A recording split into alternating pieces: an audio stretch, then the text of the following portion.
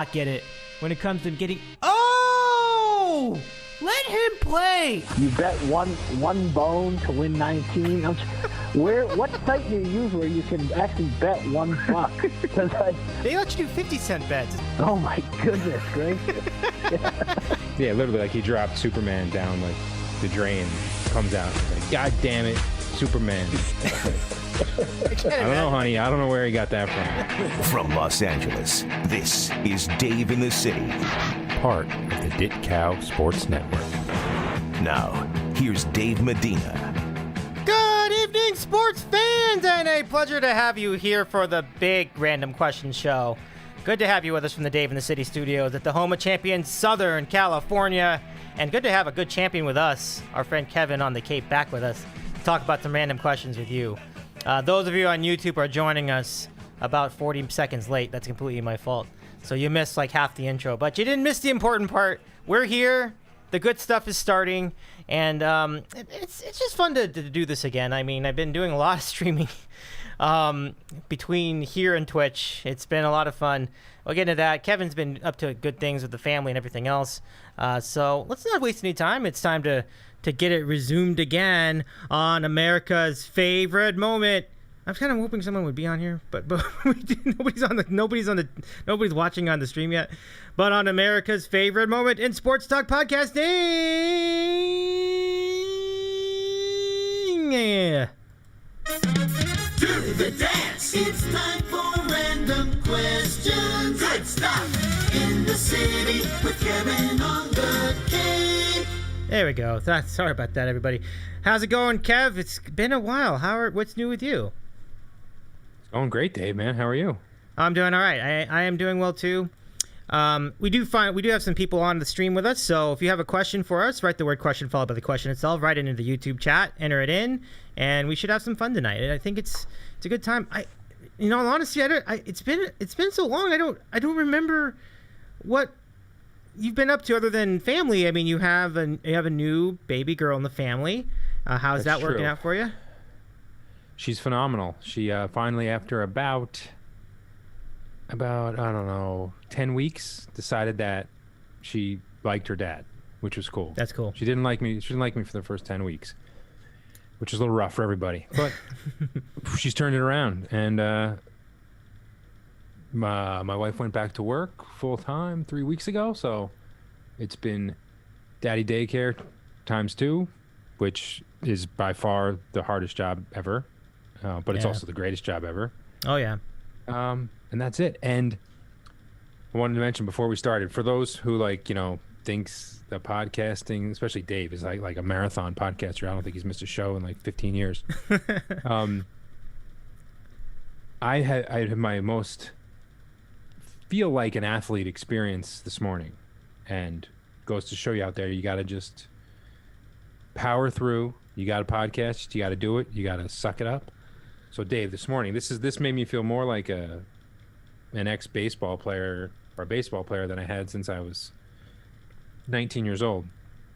I had my knee drained and a cortisone shot jammed right into my knee, which we always hear about the quarterbacks or pitchers or whoever just trying to get in to play the game. So that was me today. Wow. Just so everybody knows out there, I am playing hurt, but nothing like a little modern medicine like we've learned this year. Yep. Can do wonderful things, although I kind of feel like I'm going to puke, but that might not be the cortisone. Could be the cookies after dinner, I don't know. I can't believe it. You're growing up for sure. Getting a knee drained, that's such an NBA type thing to do.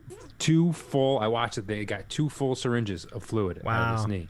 So he said that 60 cc's is like the maximum the knee can take before it just crumbles and explodes. Yeah. And this was I guess half of that. So it wasn't like, Tom Petty right before he died and had all these things going on like you read about.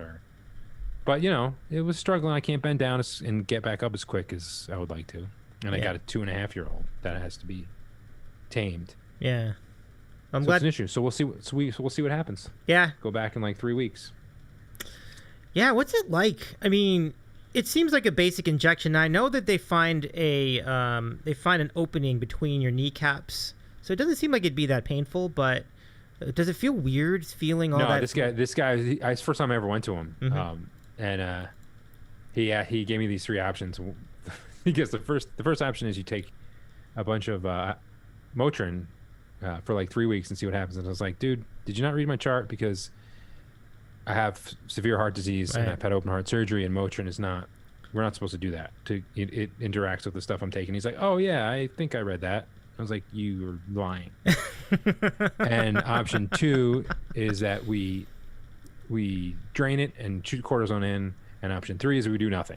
And I was like, I like option 2 because I'm not really a do nothing for when we can do something else. Like, I'm like, is this hard? Do you just like? And he's like, oh, I go into the next room, I grab my stuff, I bring it in, and we do it. He's like, it might hurt a little bit, and again I was like, dude, open heart surgery, you're not listening. Like, I can take a little needle to the knee, it's not a big deal. Yeah. And he starts laughing. He's like, great, I'll go get my. He was all excited. He figured he was probably just. I saw the patients he had before him, a bunch of old ladies with like hip issues, and he got to whip out his syringe and show me all this in what he's like, and your fluid should look like this. If it looks like this, it means this, and it's not good because you had Lyme disease, so blah blah blah. But whatever. He popped it in, did like pinched for like 2 seconds, and it was over. I walked out of there, drove home, piece of cake. Not too bad. So if we hear about these wimpy athletes, take a night off or something. Come on. Well, it's interesting. Andy made a point on the board today, the MikeFrancesa.com, and said that load management, apparent to him, it seems to be very overrated in light of what happened to Kawhi the other day. He's got an ACL tear, and he's going to be out for a long time. And so, now, look, I was arguing that I think it had more to do with the short off season. However, with respect to Kawhi specifically, I do think that his load management hasn't really been that effective. I actually agree with him in that specific area.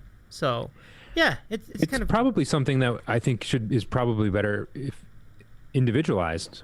Everybody's body's different. Some people, I mean, I don't know, I'm not a workout person, but I know people who work out more and they get better results, or they work out less but like higher weights get, I guess like more reps versus more. So everybody's different. So I would think that would go for the same as these athletes. I mean, we all watch Larry Bird, play every single game, and he couldn't walk at the end of the season. He couldn't walk during halftime, basically. But so, who's to say? I mean, Chris Russo, our old buddy, would be his guy. He would say, Larry Bird played 81 games a year, 79 games a year, whatever the average was, I'm sure. But the man couldn't walk. Yeah. But he was in there every time. He was. So it's what you're.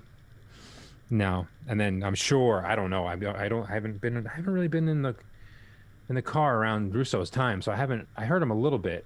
Like, I think I texted you around the Bob Dylan birthday thing. I heard him, but I'm sure we both can kind of choreograph his take on load management. I'm sure that's not a shocker. No, I think people have already cited his take. Yeah, I'm pretty sure we all agree that he's going to say the same thing. Like, he feels. I'm sure he went with do you think Bob Cousy and George Mikan ever did load management? I'm sure he picked out a few gems. I'm 100% sure he did that. I'm sure there was no Allen Iversons or Stephon Marbury's mentioned, who played every night, by the way. Oh, they did. Allen Iverson never took a night off. Yeah. I'm sure it was Bob Cousy and Jerry West and Tommy Heinsohn and all those guys, whatever. Yeah. The guys from 60 years ago now. Wow. It's a long time ago now. So, folks, I want to remind you guys that you have a chance to ask us questions tonight here in this YouTube chat. And I see we have a bunch of people on our chat now, and that's great. So if you have a question for us, write the word question in chat, followed by the question itself, as we've been doing for years, and we'll answer them in order throughout the course of the program, however long it may be. It really is fun just to catch up with you, and it sounds like, these are not just like regular injuries. Like, you've been doing some much more serious stuff than that, but this is like run of the mill, getting old type injuries. Yeah, who knows? There's a cyst. There's a big like a cyst behind the knee that's in the same knee. But he's like, we're not going to touch that now because it'll just come back. So we'll see if we do this. And he was my kind of guy. He was more like, let's treat the cause, not the result. So like, the result of it would be just like removing this cyst, and 6 months later it comes back. So instead he's he's doing this. I think he explained it to treat the cause, which is like inflamed ligaments and joints and all that kind of stuff. It's what's causing all this other stuff. So if we can do the cortisone and it can deflame, I guess I'm going to use that. Which I'm a master. Not a master. I'm a well versed in inflammation. When you have, the heart stuff that's all inflammation based. So I understand where he's going for. So that was cool. That's cool. Everything else is pretty solid. We've had summer, winter, and spring and fall all in like 2 weeks here. Wow. Hot as hell, cold. Now tonight it's like 40 again. That's weird. 45. But last week it was like 90 with 90% percent humidity. Totally disgusting. But that is weird. We're here. Jacob deGrom is being weird. He's like amazing for 4 innings every night. No one throws perfect games just for like 4 innings and then leaves. But that's cool. He's like the ultimate starter. I mean, the opener. He's the ultimate opener. Well, yeah. Oh, that's what go through the lineup once. Yeah. I meant opener. Opener. Yeah. I was like, sounds good. If he's just good for 4 innings every night, let's just do that. It's fine. He must be nursing something though, because this is now like 3 games in a row of that. Yeah, and then as we all know, then you nurse the elbow a little bit and the shoulder hurts, and then you nurse the knee, and then the side, you pull a muscle on your side. It just these guys who throw so hard now. If one thing is off and they adjust, something else is going to happen. It's just their bodies are just these little tightly wound machines. I'm sure like Syndergaard and all these guys and deGrom, then their body fat and all this kind of stuff, it does not resemble Steve Carlton and Tom Seaver and those guys who are all great. It's just a different makeup. Yeah. That's just how it is now. That's just how you have to almost go in knowing that these guys are not going to start 35 games. They're not going to throw 300 innings. It's just not going to happen. So you just got to get a bunch of them. Yeah. They're stronger now, but there's also more risk involved. But that's just the nature of the beast. Like, people love to train. They love weight training. They love staying in shape. This is all good. I'm not saying that lifting weights is bad for sports, but it just gives you an idea like how much more you're dealing with. They throw harder.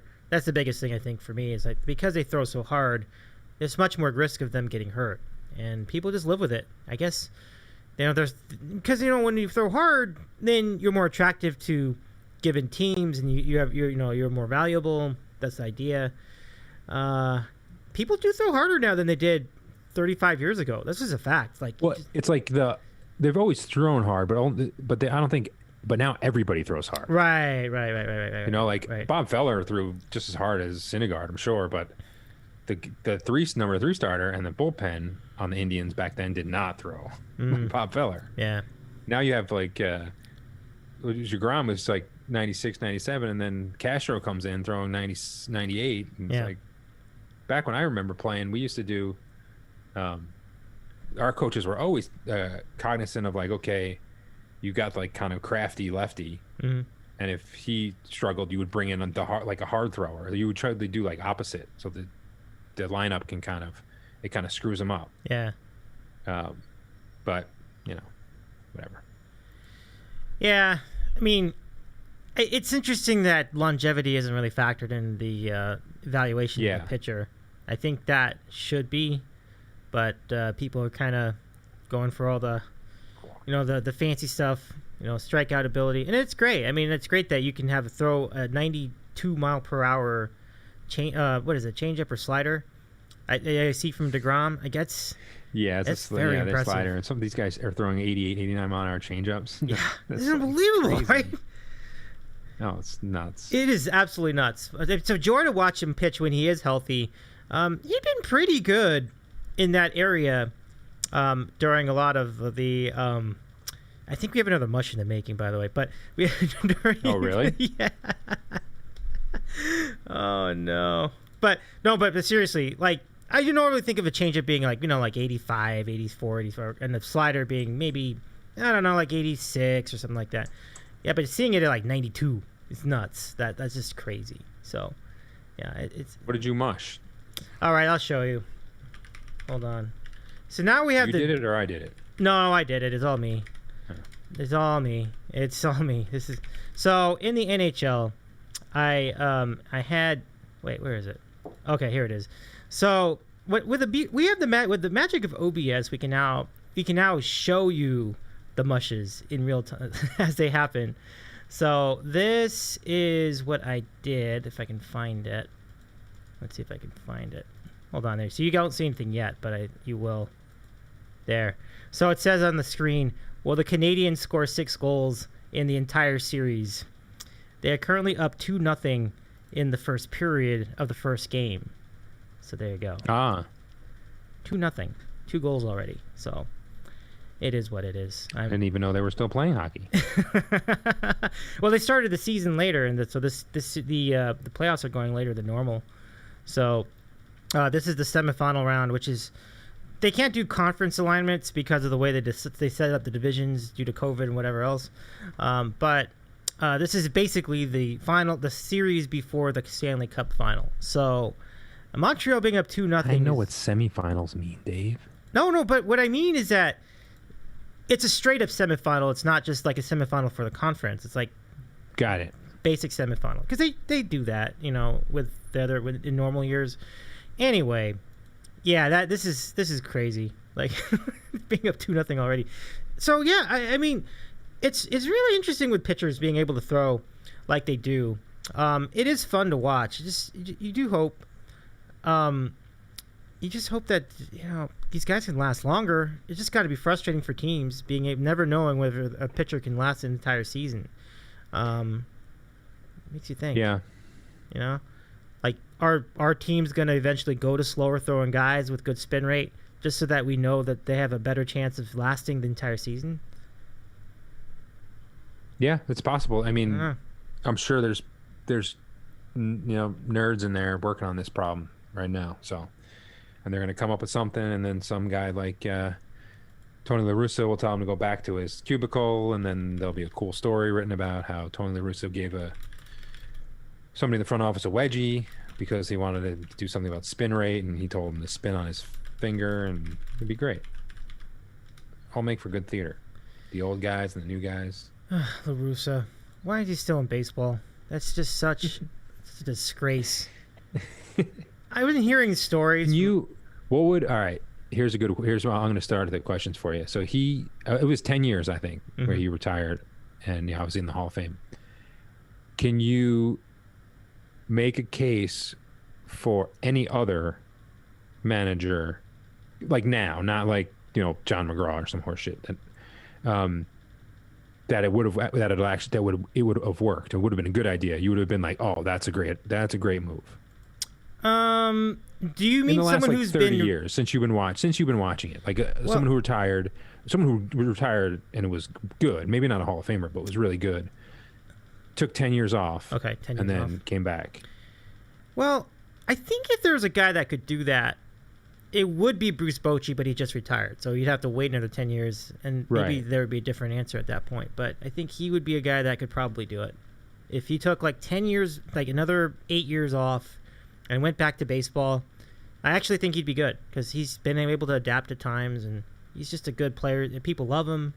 So I don't know if that counts. Should it be someone who retired 10 years ago? Is that the idea? Or somebody that you could use. Yeah, I guess you could use the example now. Like, you could have retired in 1990, and then you could say if Davey Johnson came back in 2005 after the Orioles fired him in 93 or whatever. I'm just guessing. I don't know the dates. Yeah.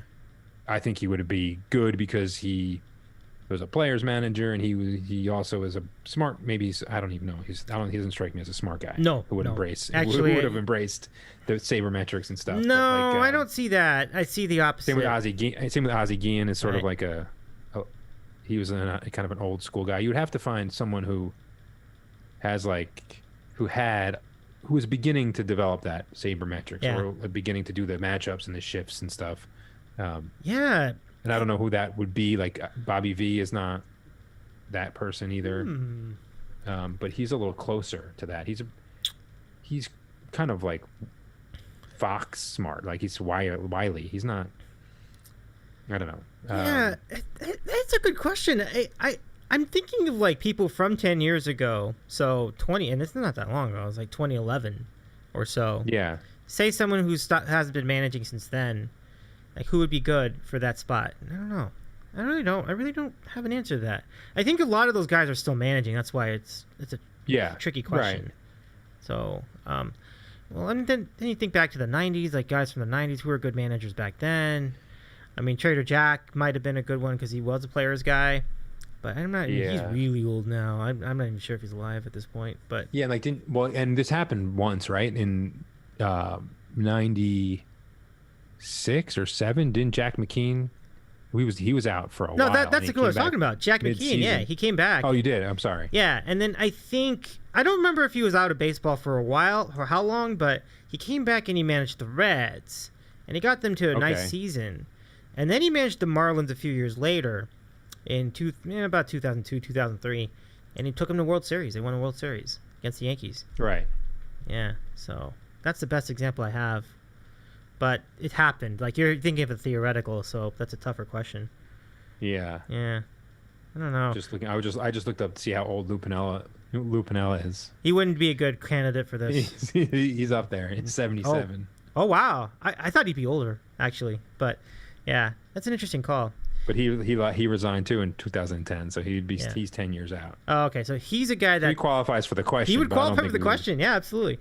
Yeah. I would not want him managing a team. No, he would be a joke. That would be bad. So no, I'm not about it. I mean, for what it's worth, he did manage a lot of teams to great records. Like, he had the Reds, obviously, World Series. He took the Mariners to 116 wins in 2001, or something like that. You know, so he's had good success, but he just seems like a stubborn guy too. So I'm not really sure. I don't know if he would adapt to the sabermetrics era too well. It's really tough. Yeah. I don't know. Yeah, I I don't just randomly just clicked on that year, the 2010, and it's like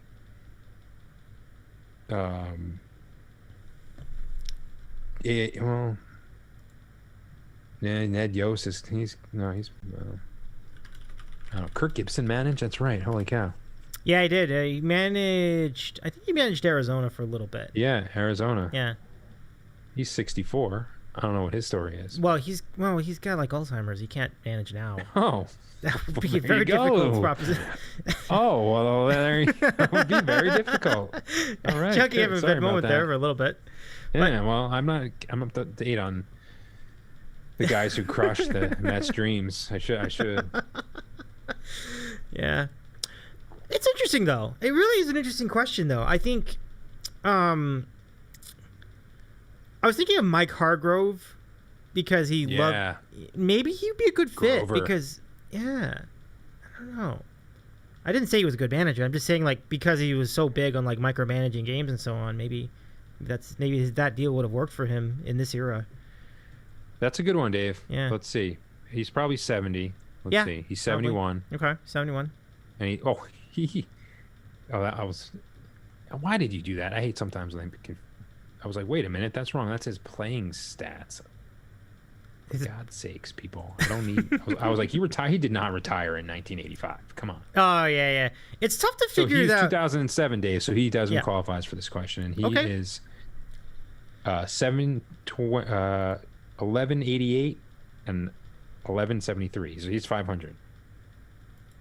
2 pennants, 500, almost exactly 500. It's interesting no one's hired him. That's interesting. Cleveland, Baltimore, Seattle. I mean, I get that. All-American League.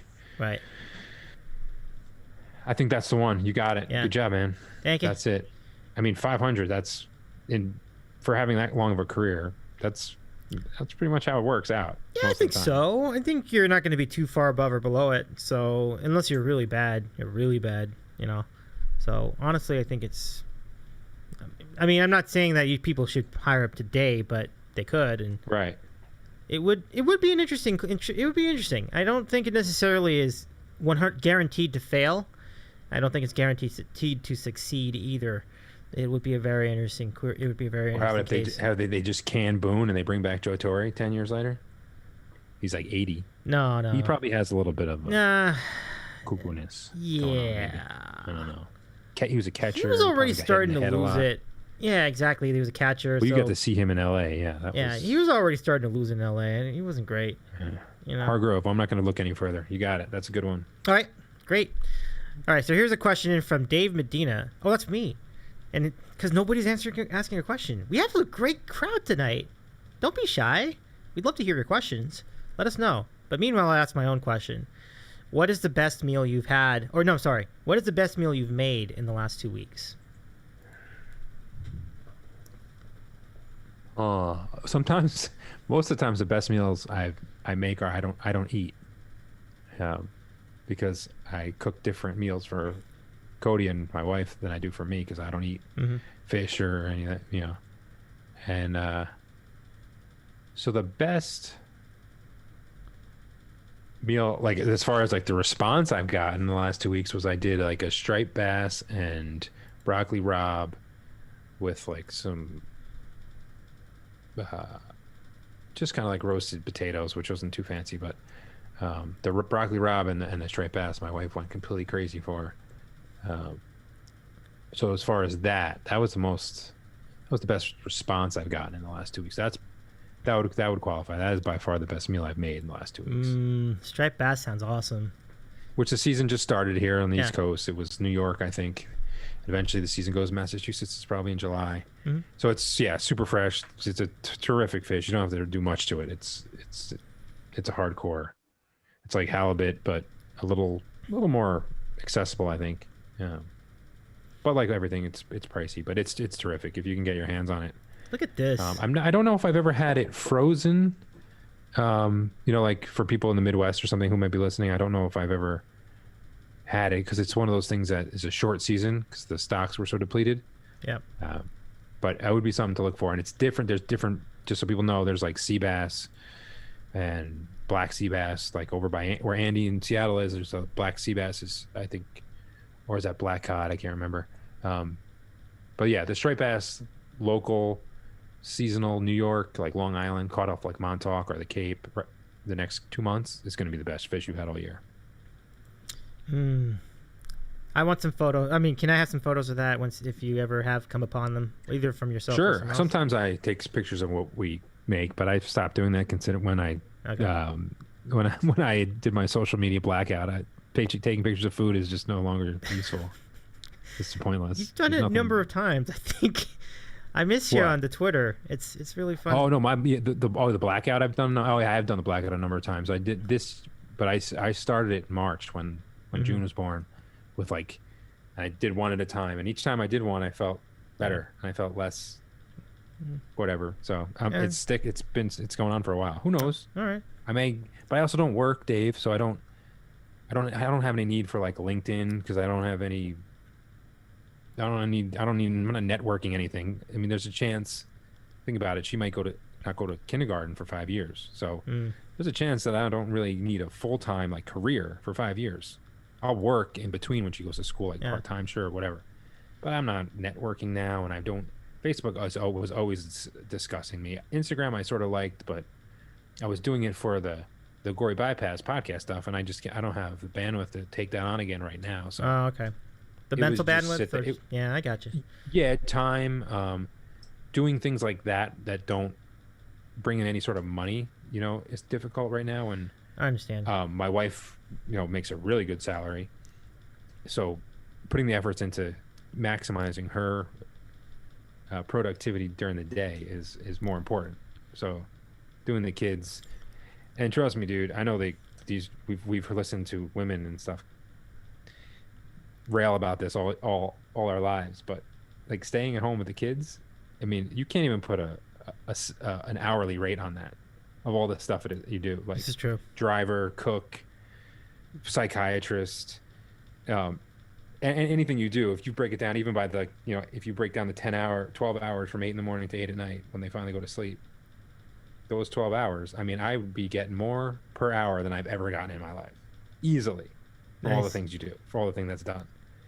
You're like basically managing the 3 people in this house. Yeah. Okay, it's like a lot of work. This one, the little baby has gone, like she has to go first. Like, okay, she needs to be changed or else she's gonna scream. Like, the boy now, I got to the point where if he's outside playing, he can literally just drop his pants and piss on the tree. He's awesome, and he'll just like go back. I'm like, just don't pee in your sandbox, and you're good. and then I go into my wife and I go, I keep her Zoom calls, like when she has to have like quiet, Yeah. on a board, and I'm like, you have a 12 to 12:30 and a 1:30 to 2:30, so I want you outside at 12:45 to have lunch, like because you need to eat. You know, you're a nursing mother. You need Good to have- husband. This Good is husband. This is your 45 minutes. Mm-hmm. So it's using all my skills, but just with these 3 Right. nut jobs. That's really cool, Kev. And now we have our first question. It's from Andy. Andy asks, if you shucked oysters again, do you think it would be like riding a bicycle? Well, Andy, I'm a terrible person on a bike. I mean, I know that the saying goes, but I used to say that, and I used to like get on a bike. It's probably because I used to go 100 miles.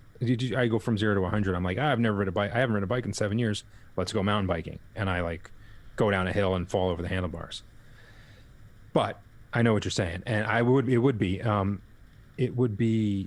actually probably be better at it now because I have done it since I've left Max, for parties or for family gatherings, especially Christmas. Everybody wants seafood, and I'm actually better at it because it's not a job, and my health is better. So I don't drink anymore. You know, I don't stay out till 2 a.m. and then go back to work at 6. So like your arms and your elbows are better. You know, there's no lingering pain and stuff. So the prospect of shucking like 100 oysters, like I would do for some of these catering things, I would have to put my arm and my elbow and the ice, like wrap it up almost like, you know, you just threw, 100 pitches in 7 innings, because I wasn't taking care of myself in the other way. So it would be like riding a bicycle, and I would love it. And I still like making all the little toppings for them, or if people like them cooked, making oysters Rockefeller. I truly do love not just like cooking and hosting for people, but doing like the seafood part of any kind of menu. The other stuff, the meat, like the beef and the chicken, it's not exciting because it's sort of easy. It's sort of kind of simple, at least to me. Like it's just kind of, it's like, okay, you have short ribs. Everyone loves short ribs. I mean, it's going to be a huge hit. Big deal. Like it's not that creative. Or pulled pork, you do in slow cooker. It's delicious. It's freaking amazing. It's the thing I probably miss the most. Mm-hmm. But I make the barbecue sauce. I put some in and onions on the bottom and sit it for like 8 hours, and it's amazing. Yep. But seafood to me is different. It's special. So it's probably because of the history out there. But hopefully, maybe one day I can finally get to the Pacific Northwest, and then Andy and I will. If I ever get there, I'll make sure Andy knows this one. But if I ever do get there, I will pause the veganism, and I will do oysters with him somewhere, for sure. It'll be like I'm only a vegan in wherever my hometown is. It's like like some guys will say like, oh, when I go on the road, I can cheat on my wife and it doesn't count. Well, I'll do like shellfish on the road and it won't count. Kev, it's not as egregious when you get off of veganism for fish, though. So it's not too bad. I think it would be. It's not, and especially if you do things like you're out visiting Andy in Saddle and you're doing salmon and you're doing oysters from whether it's Northern California, like Morro Bay, or from where he is. When it's local and you're not really, because the other part about vegan is not just the food or it's the impact on the environment. There's you can't really. I don't know if anyone's ever tried, but I'd call bullshit immediately if they started to throw out like animal cruelty on an oyster. It's just not scientifically right. A fish, if you want to say a fish feels pain when you're ripping the thing out, fine. I'm not going to argue that. But shellfish, you're not really causing any pain. They have no central nervous system, but the environmental part is also something it concerns me almost as much as my health, if not more. The health of everyone else and the health of the planet. So, local fish, that's the way to do it, man. Not these giant. No offense to the people on those TV shows, but not these big giant boats that are offshore for like 2 months. And those are corporations. They're owned by corporations, whether people want to hear that or not. It's like it's a version of Coca-Cola in the sea. These multi-million-dollar boats that our buddies do not have. They don't have access to. They never will. So, buying local fish, you miss out. You're in. Arizona, you're not going to get the striped bass from Maryland in May, but whatever, you've got stuff all from California. And that counts. If you're in Arizona, Colorado, getting fish from California counts. To me, you're not going to go fish in the Platte River in Denver and get anything good. And Arizona has, like, I mean, there's droughts everywhere where you guys are, so that counts. Okay, so that's acceptable. That's cool. So regional is fine. Yeah. Oh my God. Yeah. Yeah. Andy has some great tips for you when you make this trip up to Seattle. He's saying Walrus and Carpenter for the oysters and Hamachi Kama. Ooh. Yeah. Yeah. That sounds awesome. For some reason, that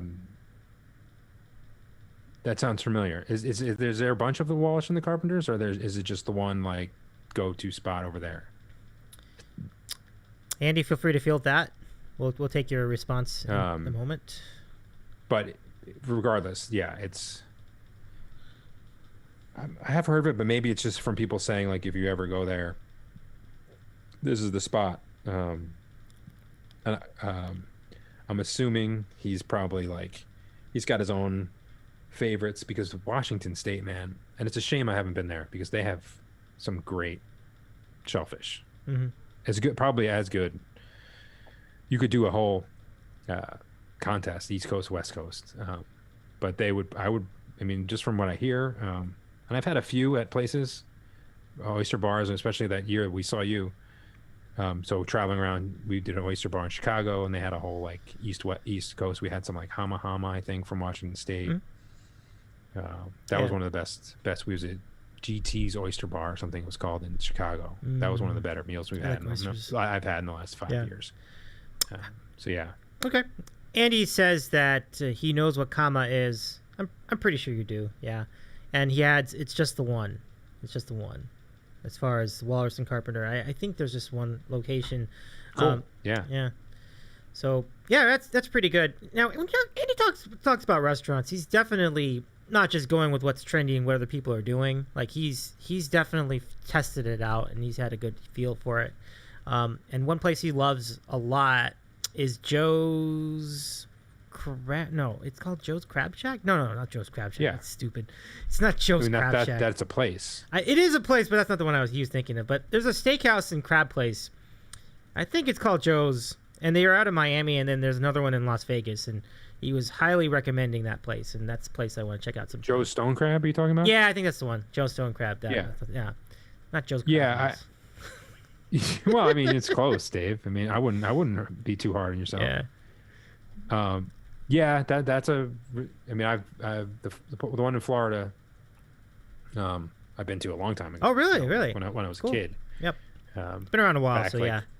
Yeah, I would do like the fly to Fort Lauderdale or Miami and then go down the Keys. So I would always do something a couple nights and down there at South Beach or wherever, and I've hit that at least once. And I actually walked past it last February when we were down in Miami before everything shut down. It was the morning, so it was closed, but it was like you could still smell everything. Like the people had just gotten there like to start the day and were like hosing off tables and getting stuff ready for the day. Ooh. I was like, oh, that was what used to be like my world, you know. That's right. It's like, all right, just getting geared up for another, you know, for them. I mean, that place is a beast. I would say it's probably I don't know this obviously, but maybe the top 20 in the country as far as, you know, sales. Mm-hmm. I mean, it is every night, wall to wall. It's probably doing $10 million a night. I don't know. In the restaurant world, I could see the volume they do, the turnover. If someone ever wrote an article, I'll look it up maybe later tonight or tomorrow. The most profitable restaurants in the country. I bet you it's in the top 20. Wow, that's pretty wild. That's pretty wild. Andy says, Dave, it's Joe's Prime in Vegas and Joe's Stone Crab in Miami. They're the same restaurant group. Okay, yeah, that's cool. I do remember that they were owned by the same company, so that's cool. Yeah. I like how Andy knows so much stuff. He really does. Like that, which is not the MO of people we grew up that were stoners. He's so smart, or like knowledgeable, I guess. Maybe not smart. I have no idea if he's like book smart, but he's so well rounded. I would say he's both. you know. Yeah, I mean, he's definitely up on a lot of things. I mean, he's read books and he's watched a lot of classic shows. Now the new junkie in me would say like, I just wait till he has kids, so that'll be out the window. He'll be this blubbering mess. But right now he's got it on. Yeah, he's got it going. And he's got a great show idea. He says you could have a show on Northwest seafood versus East Coast seafood.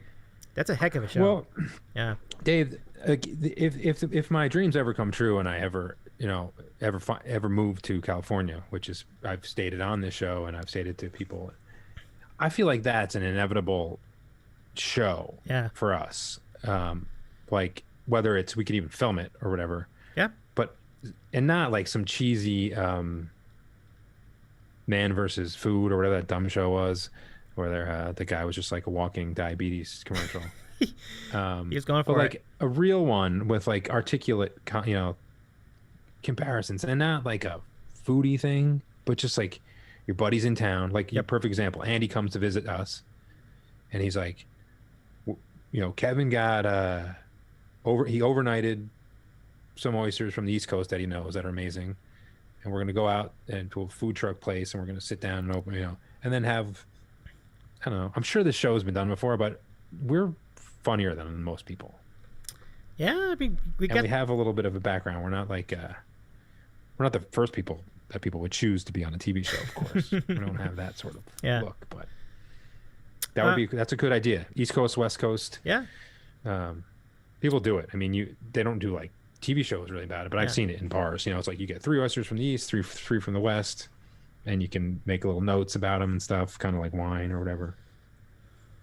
Oh, I'm always good for that. I'm always good for breaking it down like we do with sports. So I had a it's probably somewhere in one of my notebooks, but I had like a whole full-fledged business plan of an oyster bar back in my Cape days, where I was like, this was going to open it up, and we had the name, and I had different specials, and I had different menu stuff we were going to do, and like kind of like the locations we would need and where we could go, and then I had a massive heart attack, and those kind of ideas went out the window. So a year ago, I mean, I remember as we were talking about before, you change your entire life, and when something like that happens, but Andy has more on the oysters and oyster scenario. He says West Coast oysters versus East Coast oysters, Dungeness crab versus lobster, and then here's his kicker: New England fried clams, no sub for that in the West Coast. Yeah, and that's true. And the other thing is because he didn't Andy go to college in Boston, or like his dad's from Boston or something? Yeah, I believe he went to UMass. Yeah. Yeah, so he has both. He doesn't sound like he's talking out of his ass. Like if I start talking about Seattle oysters, it's really just stuff I've read or heard. He has that both sides. He's sort of like he's like the perfect person to add to us, because I have the East Coast, you have the West Coast, and he has both. Yeah. That's true. He's lived, and he's in a good spot. It's funny that, I think I might have asked you this before, but, would you consider the PNW, the Pacific Northwest, as an alternative if the California, if looking for housing out here doesn't work out? Because I really think that it's probably you're probably going to have better peace of mind living up there. Yeah, my wife does always talk about that. That's the one spot that she really liked. As much as other, it would depend more or less on work, I guess. Really. Okay. That's true. I'm trying to pursue some different angles, but then, like I keep saying, she's the one who's right now running the show as far as that goes, and she's getting her MBA. So if she got some offer from some company for like a VP role in Seattle, I would be right there. I wouldn't even hesitate. That would be really good. That would be really good. I mean, and then you can be in tune with seafood once again, as you are now. Yeah, I mean, she just wants a kind of like a good kind of company. She has that's where she's not she's not going to go work for Philip Morris or Coca-Cola or something. She's more of that, like, the company she's now is awesome. She's more in that like Patagonia model, or these companies who are doing good the entire time. So who knows? And most of those companies are on the West Coast. Yeah, they're in California and Seattle and Oregon for the most part. The East Coast is just turn out there. I'm sure there's good ones, but there's smaller good ones. I mean, you guys have some really large, and especially food down where you are in San Diego, Southern California. Yeah. All these startups that are doing amazing things in food. 100%. I mean, and beer too. Beer too is just unbelievable out west. Like, Yeah. San Diego alone has just got just one of the best beer scenes anywhere. It's really good. I mean, it leans in a certain direction, but it's great. I love it. Yeah, it's a shame. It's a real damn shame I can't do that stuff anymore. Oh, yeah, I know. It's all right. I'm bummed out, but I'm glad you're all right. You're looking very, very, very healthy though, for what it is worth. So I'm really trying. Cool. Yeah, it's really cool. What was I going to ask you? The other question, I don't remember, but I had one that someone asked me to do on our show. Okay. By email. It's like a friend of mine who he never comes to the live ones, but he usually watches it on the YouTube. Okay.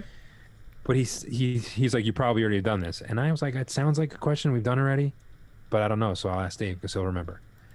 Have we ever done what is the best, or the best and your favorite? I guess are two answers. Sports film. Have we ever done that? We've covered it. I'm not sure if we've covered it as a question, but I think we've talked about our favorite sports films. Yeah, I couldn't remember if we've done that. So if we haven't, I mean, sports film is interesting. I don't have anything right off the top. I'm thinking, you thinking like just by default you think, oh, it's a baseball one. And maybe it is. I mean, The Natural was really good. You know.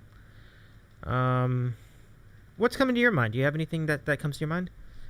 well, because I always, especially when we do music things too, it's like I kind of make the distinction between favorite and best. Yeah. You know, like best you can get into like the writing and the acting and like the fact that doesn't The Natural, like they're the away team or something in that game and he hits a home run and the game's over and you're like, wait a minute, that's like the number one rule of baseball. Right, Like, you the other can't. team gets to hit. It's a good call. Good call. And in the book, you know, he strikes out, so it's like a whole you can nitpick all that kind of stuff. Oh, I got one. Rocky, Yeah. obviously, won the best I mean, picture. Yeah, it's a pretty solid sports movie. Mm-hmm. I mean, you don't. That's the David and Goliath. I mean, that's the theme that's been done 100 times. I feel like my pick would be is similar to that, and like the theme, it was Hoosiers was always my favorite. Oh yeah, sports movie. Yeah, except for that like 10 minutes of like Gene Hackman and Barbara Hershey, which just keeps it from being great because it was like, they take this walk down the thing and it's the worst makeout scene I think in movie history. It's gross. It's like imagining your weird uncle like forcing himself on the kind of cute, you know, English teacher that you had in high school. Mm-hmm. It's so odd. It actually, just thinking about it now makes me feel a little weird. I would have rather Dennis Hopper and Gene Hackman made out. That would have been better. Like, yeah, they got a little too drunk. And I heard a great story about that where there's a scene. Yeah. I mean, the scene when Dennis Hopper is on the bench. You know, he hasn't screwed up yet. He hasn't come in drunk yet, and so they're filming the basketball. So these guys are not, but they're supposed to be talking. You know, like they're going through game plan, but they're really just shooting the shit. And Dennis Hopper said that one of the things Hackman told him during that just banter that was never mic'd or filmed or anything, because they're just playing the action scenes, was Hackman looked at him and said, "We are never going to work again. This movie is going to be a bomb. Like, no one is going to hire us. This movie's going to be terrible. I don't know why we signed on for this, and it's going to destroy our careers."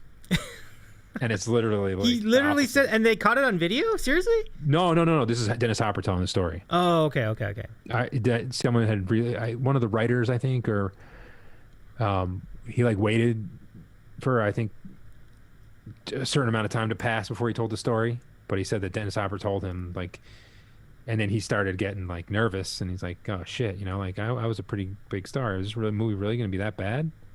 And then they saw the final cut, and they were like, "This movie is great, man. What are you talking about?"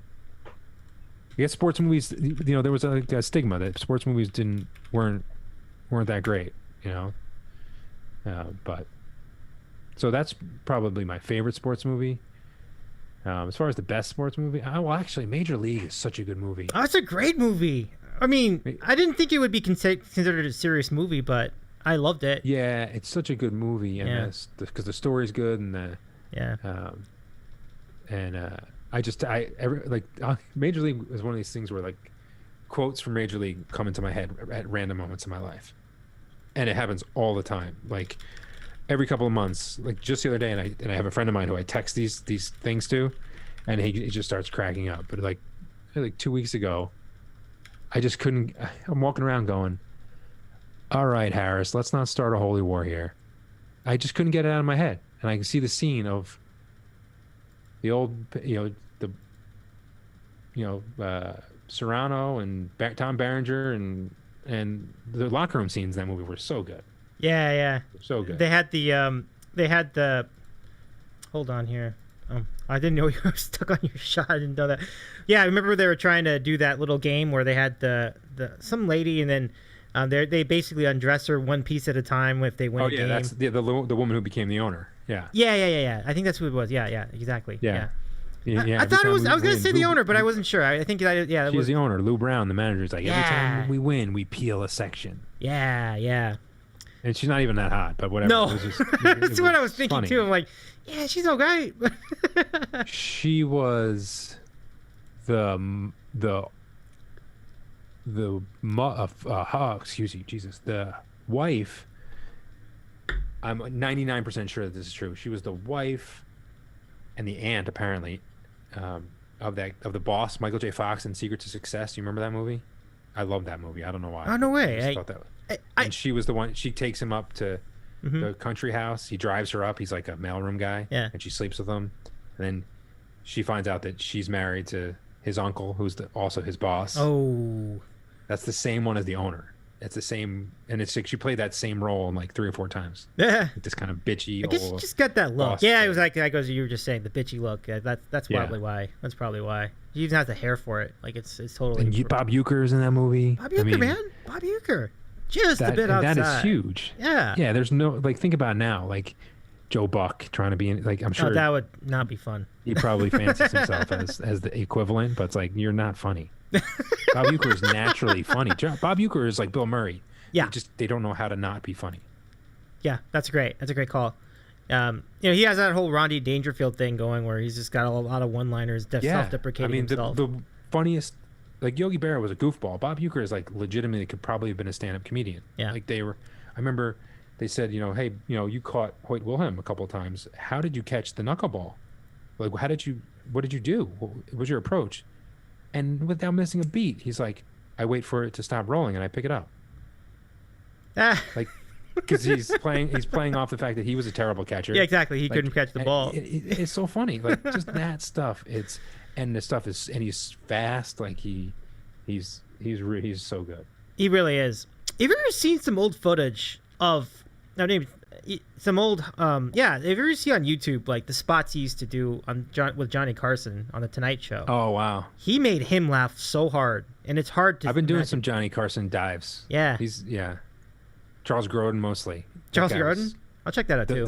The Charles Grodin, Johnny Carson stuff, Dave, is classic. Yeah. Charles Grodin is such a weird guy.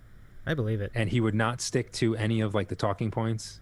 I think it was this whole MO, like that was his thing. But like the last one I watched him, he looked at Carson. He's like, because Carson's asking him those pat questions, like you wrote a book and it says here you're blah blah blah. And Grodin's looking at it, it's like, do you even care about the people you interview? Oh, wow. Straight face. Wow. And Carson's like, well, not currently. Like, because Carson was just as quick, man. Carson was brilliant.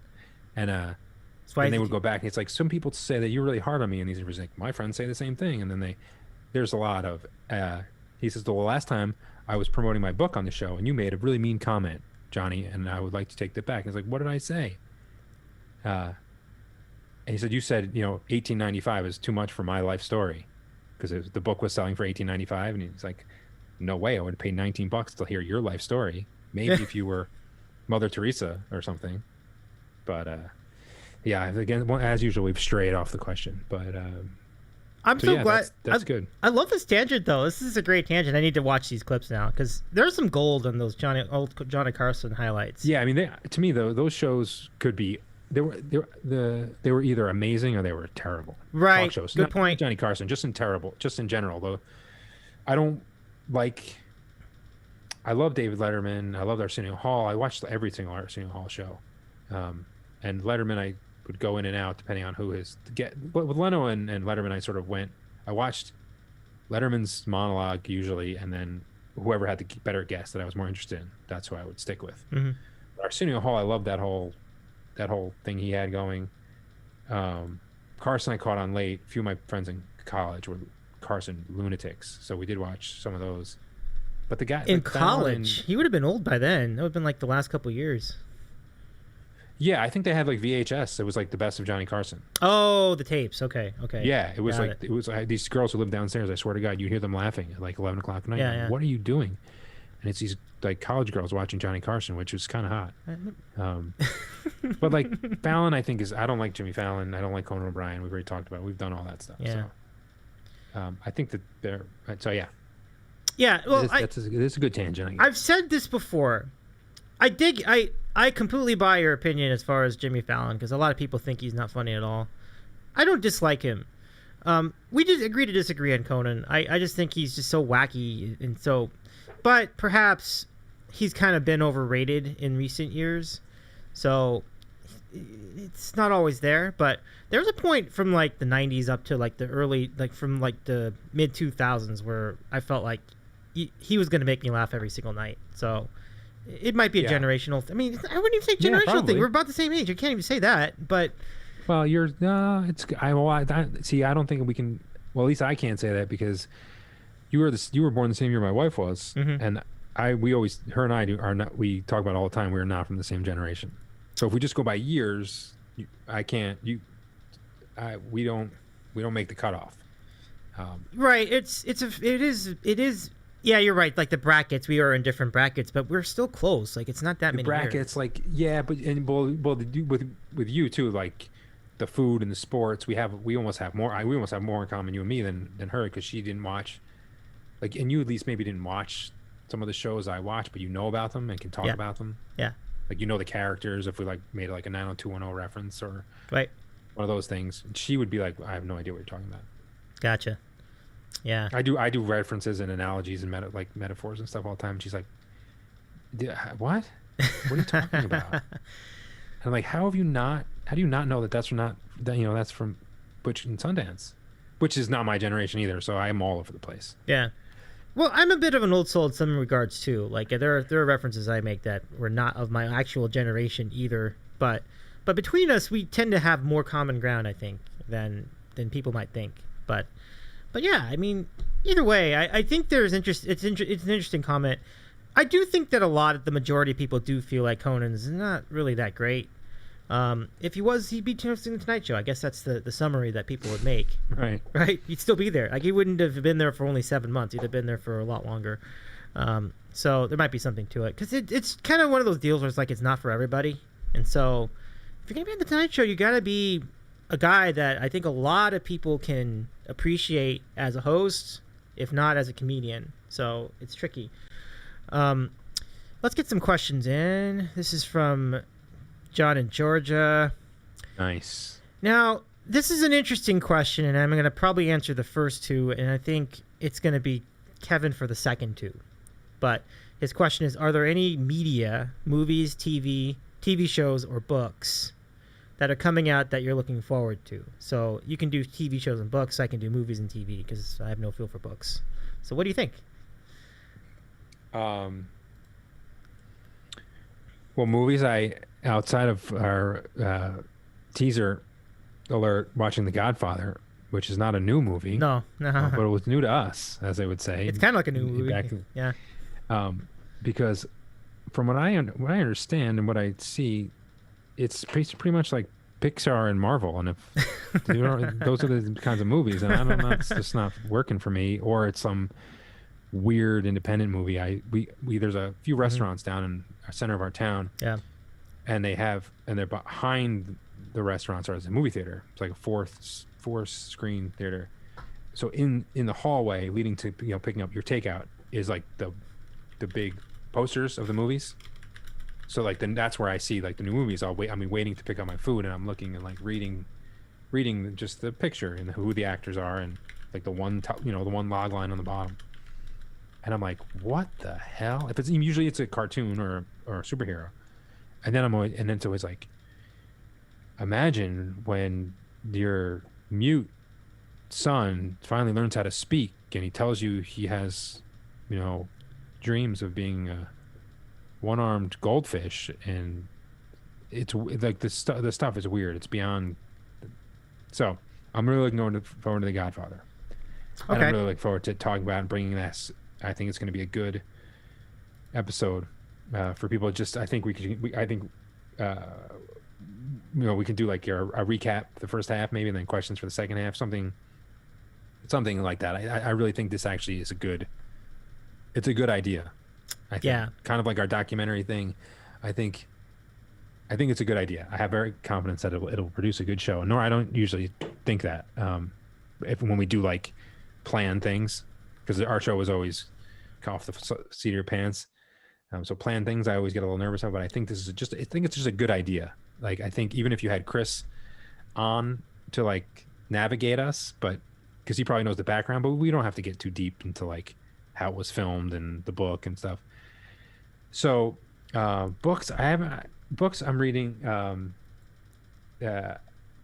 reading a lot of like screenwriting books. So I'm not like, nonfiction guidebooks, those kind of things. But this book I just got from the library, I'm very excited about. It's an old one, everybody. It's by Aristotle. So it's a few thousand years old. And it's just called Poetics. It's about his thoughts on how to write drama and how to make people like, it's like for like storytelling and stuff. I'm really excited. And that again, John, not a new book.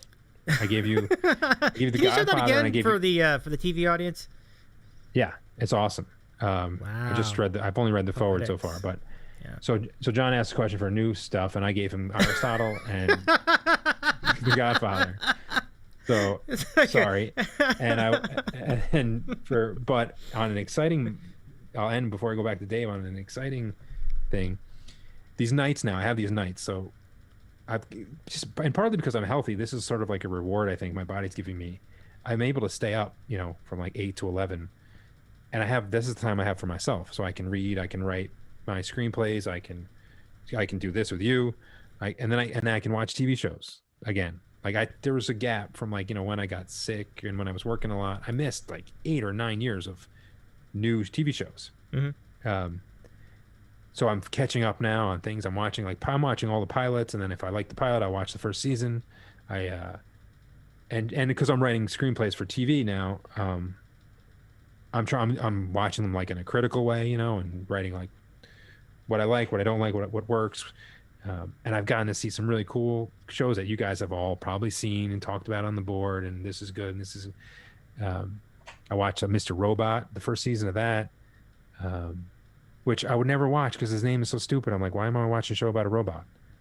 And obviously it's not about a robot. That was really good. I've watched a couple of network ones, but then a bunch of Amazon. That was the long answer to say, John, I'm beyond excited because Billions is now on Amazon Prime. And I've always was told that I would like that show by people who know me, and I don't really go so crazy with the recommendations like that. But a cousin of mine who never recommends any of that stuff told me to watch, and I watched the first 2 episodes. I know they're on like season 6 now, and the first 5 seasons are on Amazon Prime now.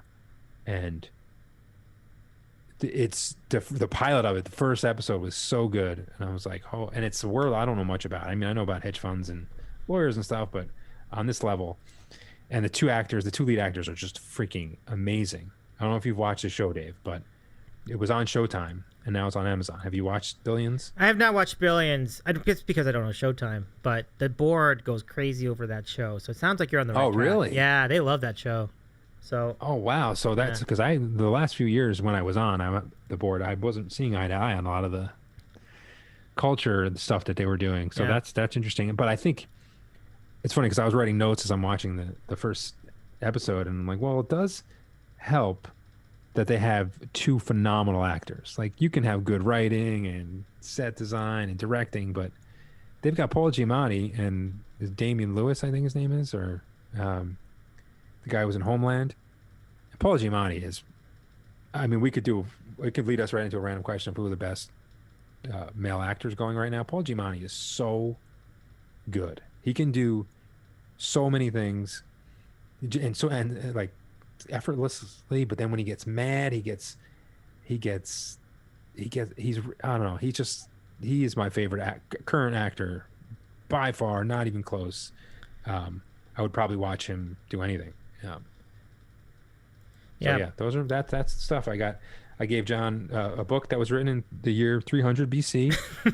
I gave him a movie from 1972 and a show that is now currently filming their 6th season.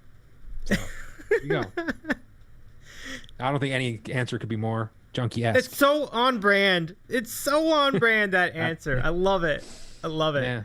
Oh, so good. These comments from John and Andy. And John has a bunch of comments. We'll get to all of them in a moment, as quickly as we can. But he says people on the board love Billions. Andy adds, LT loves Billions. Ah, son of a bitch. Yeah, that's true. I remember that. So he's a huge fan. Because there's so now you're not gonna watch it now. Like $63 million in the first episode. So he's probably like, that's a little bit small for me, but if you want to go slum it in East Hampton for a 70,000 square foot house, you tool. That's what we call like a guest house in LT's world. I'm jealous, by the way. So there's no doubt. There's no doubt. The pontoon life is real. Like I think we all want to be. Oh yeah, pontoon life. Pontoon life. Yes, sir. Have we ever seen a picture of the pontoon boat, or is that not real? Did no, make that up? I think that's an actual picture. The one of him on the pontoon boat. There is actually a picture of him on the pontoon boat. Is it a hard top, or is it like one of those soft? The top. I don't know what the top scenario is. I thought it was generally a soft boat. Like, it's just like, it looks like a platform. Those are usually like, it's usually cloth top. Yeah. But I was down in North Carolina once, and we were just driving around in this lake, Lure, which is I think where they filmed Dirty Dancing. But they had it was pontoon crazy. Probably not, the LT demographic. You would, it was, the middle of nowhere in North Carolina. And these were just like total tricked out party pontoon boats. They had like hard tops with slides off the top, so people were just flying down into the water, like 15 feet. They had like grills like bolted down into these things. They were just total party machines. Yeah. I'm guessing LT more has like kind of the bourbon and the cigar maybe, and this Frank Sinatra on there. But yeah, more power to him. Yeah, good. Good on him. And as far as other shows, Andy says Succession on HBO is good too. So all right, I'll write that down because that will be a good one. Do you guys have HBO Max? No. But okay. if it's if I see a bunch in a row or like get a bunch of recommendations that are on a channel, I'll just get it for 6 months or a year. I don't care. It's now sort of become research. And, Game of Thrones strategy right there. Yeah, because like Game of Thrones would come on, and then you're like, let's get HBO for like a couple months, and then when the season's over, it's like, let's cancel it. It's a good idea. I will probably not do that. Game of Thrones is not really interesting. That's probably not. Nah, you're right. That's not, because I know you like shows that deal with reality a lot. So stuff like Billions, stuff like, you should see Bloodline. Oh, what was it? I saw the first season of Bloodline a long time ago, and just stopped watching it. I see a lot of like first seasons, and then okay. I get either. I did the same thing with Ozark. I don't know. Sometimes I don't know. I didn't even get. Honestly, I didn't even get that far with Ozark. I'm only like halfway through the first season in Ozark. I'm still sitting Blacklist. I made like 2 or 3 seasons, and then I was just like, all right, enough. Like, just can you wrap it up? Then, but that's a Succession. I've heard. I think that from a couple people. I've seen a few Fargo. Yep. Those are really interesting. But Hulu is trash, man, with the commercials, and I got to go up to the next tier already. But I've already, I don't know. Hulu is I think it's kind of stupid. And yeah, that's it for right now. I watch a few old ones actually. The shocker, like the one that David Mamet produced. It was about like special forces. Can't even remember the name of it now. I saw like 5 of those episodes. That was cool. But yeah, Cool. it's exciting. So the point of that was I have like a budget now where I can I take some of my cash. I've done this last year. I've done it this year. I'll keep doing it as I'm pursuing this life. And I put money aside, like actual cash. I have a number, and that's what I spend. I call it like my creativity budget. So I'll take like a writing course or just like a one-off class, like a webinar, or buy HBO Max. So it doesn't seem like when I'm buying it, it's like, oh crap, you could be better spending this on groceries or putting it into the kids' college fund. It's like, no, this is the money every year. Now, if I go over it, then I haven't done it yet, but I imagine I would have to go to SUNY and say, I went over it, but there's this amazing guy who's teaching a workshop, and she'd be fine with it. But it's a really cool idea, especially if anyone out there is in this sort of, in like maybe art or writing or creative field, because that kind of always gets bumped in your budget. You know, 'cause you always think it's selfish, or like, do I really need another streaming service, or shouldn't I be spending time with my girlfriend? Why would I take this course to better my career or learn something new? But it's really important, especially if you have that kind of fire for the creative arts or something, to use and put it aside. So it's not like you're choosing between that or the vacation. You know, this is for this and that's for that. So Yeah, I mean, it's like you were saying, it's a budget for your enjoyment of streaming services and things like that. Couple more comments. John and Georgia says Mike Francesa loves Ozark. I'm sure he would. He's the kind of schemer that would kind of get into that sort of thing. What's her name for sure? He probably has a crush on the lady. The curly hair lady? What's her name? No, not that girl. Because she's not old enough. I was gonna say. The mother. Oh, yeah, the mother. Not Holly Hunter. Yeah, the She's mother. Somebody else.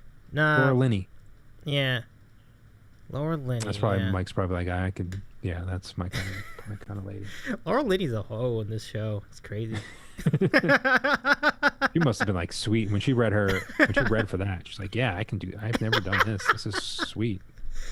God, is there anybody you likable on that program? I don't think anybody's likable. Not even like the son is probably the closest. That's the other thing, but that seems, because like I said, as I'm doing these, like, in a watching this critical way, those are these really popular shows that have no redeeming characters. Yeah, it's really, in Breaking Bad and Sopranos, where Sopranos started it, and then Breaking Bad took it to a whole other level. You watch Breaking Bad, and you're like, who am I rooting for? Right. Like, who even Lost had a lot of not really redeemable characters. They had like Hurley and some of the Charlie, but like the Sopranos, they're all criminals. Yep. Even in the mom was annoying. The kids were a pain in the ass. And yeah, Breaking Bad was just like, holy cow. The guy, he was sympathetic for the first 20 minutes of the first episode when you found out he had cancer. Right. You're like, oh, that kind of sucks. And like, holy shit, he just let a girl OD right in front of him, like 3 months later on the show. Like, that escalated quickly. Yeah. He was really cut. Yeah, you're right. Like, his moral compass was gone by the end of the first season, and then it just got worse from then to season 5. Yeah. Just like, Yeah. parts 1 and 2. You know, I saw Bryan Cranston said that, or Vince Gilligan said that the only time the studio ever gave them a note on a script was that was the one where he watches Jesse's girlfriend die, and he's supposedly in the original how it was written. Wow. She's ODing, you know, whatever. She's choking on her own vomit, and he actually physically goes over there and finishes her off. Dude, Like, I don't remember if he covered her mouth or he shot her up again. I don't know how it was. Wow. It was written even darker. And Vince Gilligan was like, it was the first time where I was like, maybe they have a point. Yeah. And they were like, do you want your main character to go this bad this soon? Because it was like episode 4 of season 2. Yeah. And like, then they said, okay, we're just gonna. They agreed that he didn't have to save her, but they didn't want him to be an active participant in that. So they rewrote it to the fact that he just kind of watched. Right. But he does turn her over, right? Doesn't he? He makes it harder for her to breathe. I can't remember now, but they said that was the only scene out of all the seasons that they got a note from the corporate people saying, "Can we back off on this a little bit?" And they actually had a point. That's what's so funny. Yeah, they really did. Like, actually, with the voice of reason this time. Yeah. Unbelievable. I just see John wrote Seinfeld has no likable characters for the most part. Yeah. Yeah, it's true. They really generally he's right. Yeah, he's right. Somebody, I was talking to a friend of mine and a couple weeks ago, and I was talking about somebody being narcissism as just like a personality trait, and someone was there and they were like, "Can you explain that to me? Because people say that word and I don't understand it." And I said, if you want a definition of narcissism, watch Seinfeld. And those 4 characters, that's it right there. Yeah, perfect. You don't even have to break every it one of down them, to- actually. Yeah, that's absolutely right. Absolutely right. It's that's it. And so John's got a point. Newman's annoying. Yeah. Putty's a weirdo. Yeah. Like anyone who was in it for longer, John's probably, I mean, there was some redeemable characters, but they probably, anyone who was in 10 or more episodes, like even George's wife, I guess, was okay. Yeah, Susan was whatever. But I mean, she gets picked on a lot, so it's kind of, you feel bad for her, but yeah, there really wasn't, and that's like I don't think Larry David works that way. No, I don't think he finds things that redeeming in anyone, including himself. Yeah. I mean, it carried over to Curb too, which is why you can only watch like a few episodes at a time, and then you got to take a break and you watch the next one, because it's just like so much venom and pettiness, and it's just, it can get irritating after a while. It's like, God, guys, can you lighten up? Jeez. Yeah, I saw like when it first came out, because it was like, oh, it's Larry David. So I watched like the first 3 or 4, but just like you, I was like, that's fine. I'm not really into that. Yeah. It is a funny show, though, for sure. And I did want to mention. Oh, I'm sure it is. Well, I watched like one season. I watched season 4, which I loved, but it doesn't matter what season you're on. It's like you can only watch like 3 of them, and then you're like, oh God, the guys. Ugh. There are shows, right, Dave, that you probably see too. Like you see it, you watch maybe a trailer or something, and you're like, yeah, it looks good, but I'm not watching it. Like that's not for me. Like the Entourage, like I'm like, that looks like it would be fun to watch, or fun to make, and there's good actors, but that's just not something I'm into or all I care about. I never got into Entourage. And it was a really popular show. Yeah. First of all, I'm getting a little tired. I was at that point in my life. I was getting a little tired of all this whole trope of like people from the East Coast walking, looking like hot stuff and strutting their stuff in LA. I'm like, yeah, enough of that. Like, I'd like to have shows about my own people in my own city. I'm tired of New Yorkers. It's like, I don't give a shit. Like, right. When for 4 decades, all New Yorkers were like, LA sucks. Yeah. It's not Boston. It's not New York. Blah blah blah. Yeah. The traffic's horrible. And then you have this, and it's use it as a platform. We'll use it as a platform for our show. So yeah, I'm with you. I didn't. Entourage was never my deal. I was never into it. Like, give me Ballers 100% of the time, every single time over Entourage. Ballers is way better. It's not the same thing. Yeah, at all. you could probably do a good. You would have to be the point man on this, and I'd need some time. But just like an LA based like show, a podcast about like the shows, like give top 3 or top 5, and then we could do a New York one. I mean, those are the only. And then you could do that show 3 times. You could do LA based, New York based, like and Mount then Rushmore, basically. Else. Yeah. Like okay. that they were filmed, in there, and like you can feel the city when you watch it. Like Law and Order for New York, and I saw the first season of Bosch, which you could tell is just like totally LA, like especially old school. Oh, LA. Bosch is a good call. Yeah, I mean it's gritty, but it really, really, really captures LA. Like like Monk is San Francisco, but you can tell it was mostly filmed on a good. lot somewhere. Yeah, I like that. I mean, Andy and John, have you guys seen Bosch? Like, it's a gritty ass show. It's kind of like CSI or Law and Order on steroids. Like, it's just the actor is really good. Yeah, He's really good. Absolutely. Yeah. So same thing. I watched the first season. My wife usually sticks through these things a little more, but I was like, that's enough. I get it. Yeah. And it's funny how I just remember you said Chicago-based. John says, yeah, there's a lot of ones. Recently, I was just looking at NBC. It seems like half of NBC. Well, ER is Chicago-based. That's a big one. That's going on there. NBC has like Chicago Fire and Chicago Hope and a bunch of different Chicago ones. Yeah. They must have had a executive producer or some kind of creator who grew up there and had a bunch of great ideas. And they're like, all right, that's cool. We'll just save money on the locations. But yeah, it's funny you said before how most of the shows I like are reality based, and then I'm like, well, Lost was my favorite show ever. Interesting. And so Yeah.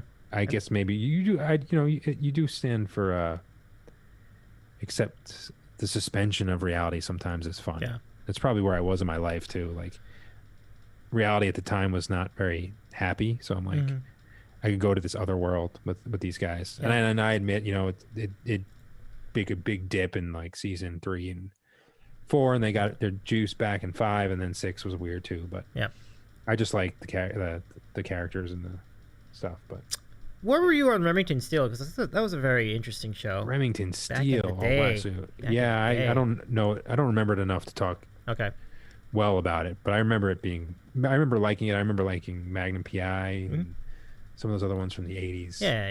My dad was like, obviously being a New York cop, a detective, right? He would be like, you got to watch this Hill Street Blues. It's the best show ever. And I was really little for that. I was like, I don't think I should be watching this. NYPD Blue was just terrific for 5 or 6 years, I think. So yeah, you could do. I could bring up. Chris would have to be on that show with us. Oh, Quickies, right? Yeah. He would have to be. He would have to do the New York stuff. You could do the LA stuff, and I could go. I'll do the middle of the country. LA is such a wide range of the types of shows that you could refer to.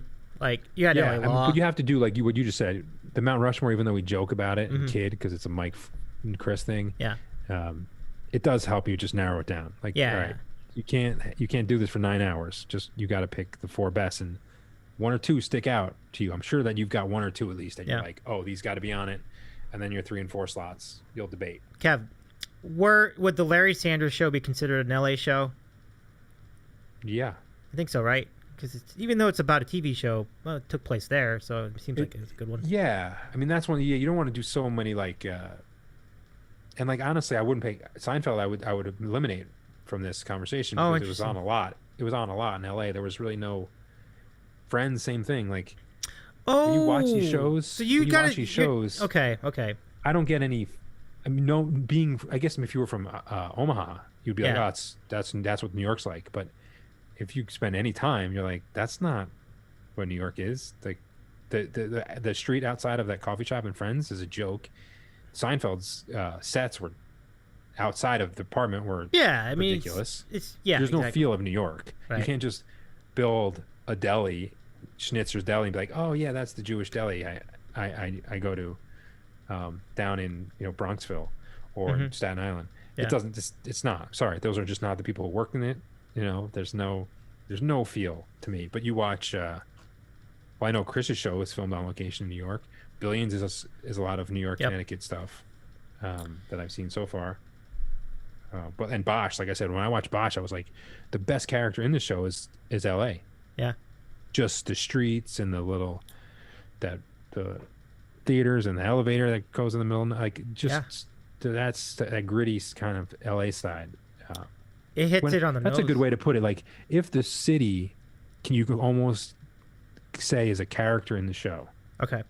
Was a helpful way to decide it. Like Law and Order is totally New York. I'm talking about the original. But yeah, the ones that are just on a lot outside of the Universal lot is like, like Spin City is supposed to be, I think, New York, but that was totally shot in L.A. Okay, so that's why I was asking about Larry Sanders, because that felt to me like an inside the lot type show too. Yeah, it is inside the lot, but these nightly talk shows outside, that were going on back then were outside of Letterman. We're all in L.A. Right. Right. I don't remember if Arsenio Hall was in L.A., but he was. Yeah, he was right. Mm-hmm. So good questions. This from Andy. Succession has a Billions feel, but it's about a family who owns a media conglomerate. Bran Cox is the old man, and then his kids all have their issues and power cravings. Oh, so this is like the Murdochs. This is like Rupert Murdoch and Sons. Mm-hmm. That's the idea. That's okay. That's cool. I love. I don't know if that's the case, but I do.